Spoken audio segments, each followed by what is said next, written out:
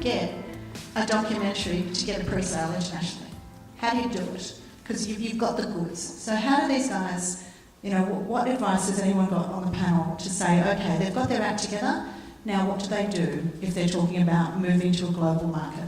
Well, I would suggest then contacting a distributor, because obviously you want somebody who's going to distribute your program once it's completed.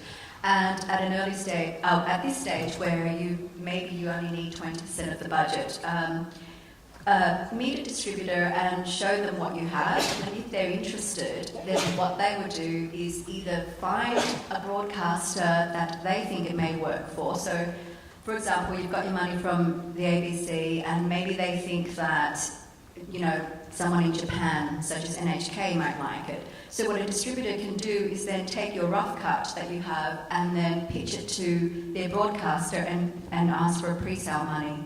And that, I would suggest, would be the next step for you to do, is go and meet with a distributor and talk and show them your project, because chances are they probably may be able to find the rest of that 20% for you. And if you're very lucky and they really, really want it, and you've got a few distributors there who really want it, you may be able to get someone to offer you a distribution advance, which is then a huge bonus. So it's, yeah.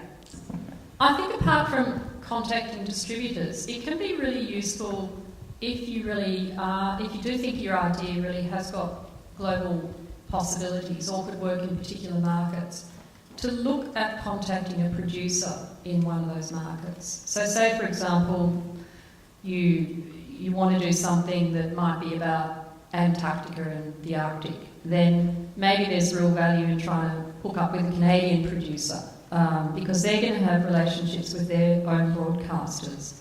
And there's a lot of similarities between the television industry, and their sensibilities in Canada as in Australia. So sometimes that producer there can open up doors into that market. First year we went to MIP TV, I had no idea. I kind of thought it was going to be a market, maybe a bit like Byron Market. Not quite that naive, but I had no idea it was going to be what it was. Huey and I kind of just had the only advice our mentor gave us was, if you get there really early on the Monday morning and you kind of go around and you go to the tables and give them your card, you might be able to get a meeting with somebody.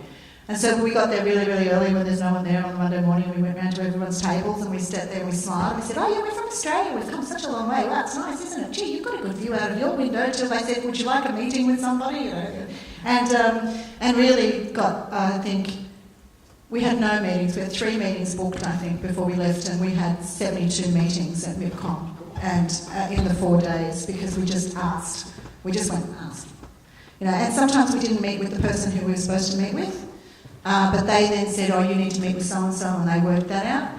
The thing about respect that Jamie mentioned about knowing, even though I make us, Huey and me, sound like we're nearly really idiots at times, we'd done all our research. We knew every company that we went and did the hi, what a lovely view. We knew everything about them. We knew what they were looking for. We knew who we needed to talk to.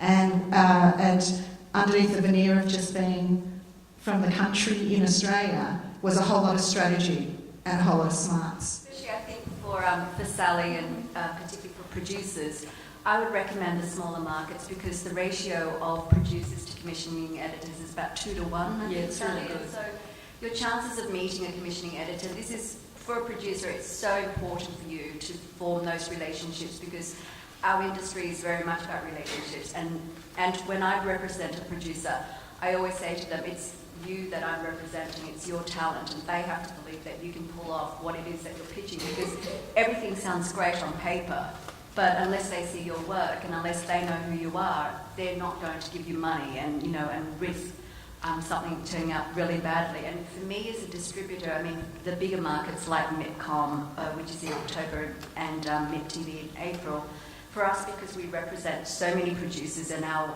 mission there is actually to sell finished content, then it makes more sense for us to go to larger markets. But for producers who are starting out or who have a smaller development slate, the smaller markets such as the Science Congress or Sunny Side of the Dock in La Rochelle is a really nice one for the European market. And then there's also the History Makers Congress, which is in New York, as well as Real Screen. Real Screen's a really good one if you want to target the US market, which is really hard. But it seems like every producer now in the US has to have an agent, so that's something really new as well for Australian producers to get used to. I've also flicked through this tiny little, as opposed to this big book, the CAN schedule, which is like 6, 8, 10, 12 meetings a day with little cheat sheets, because when you're meeting 8 people, it's good to remember what they've done just before you walk into a meeting. But again, this is sort of show and tell, I'll just leave them on the table. But yes, you need to prepare thoroughly. Like, people prepare their schedule sort of 2-3 weeks outside of a market. So if you are going to a market, don't go too early. Hey, I'm going to Cannes in, May next year. Can I have a meeting, please? 2 weeks out, 3 weeks out, and not 3 days before, 4 days before, because they're full. Meet them at drinks, swap cards, email them when you get back. And be really good at pitching your idea in like under 2 minutes, so that you can explain your story in a little snapshot, so they get it immediately. And then the other thing I did want to say, that don't forget that at SPA this year in Melbourne, the Ready Steady Pitch session is open to any delegate, and they can book a time and they can pitch to any of the broadcasters that are there. There's no eligibility, there's nothing. You just rock up, you pay your money, and you have 5 minutes face to face with whoever you want to speak to who's on the panel. With your project, it's really important that you know your project inside out, that it's not just this flimsy idea that has got no substance. And where possible, put together a really good little trailer, and whenever I go to a market, I'll normally always do a double-sided colour flyer. Like Greg was saying, just, one page. These people just do not want to read a whole lot of stuff. I mean, gone are the days where you'd hand someone a 20-page treatment. They would glaze over it. A paragraph is often, enough for that sort of initial concept.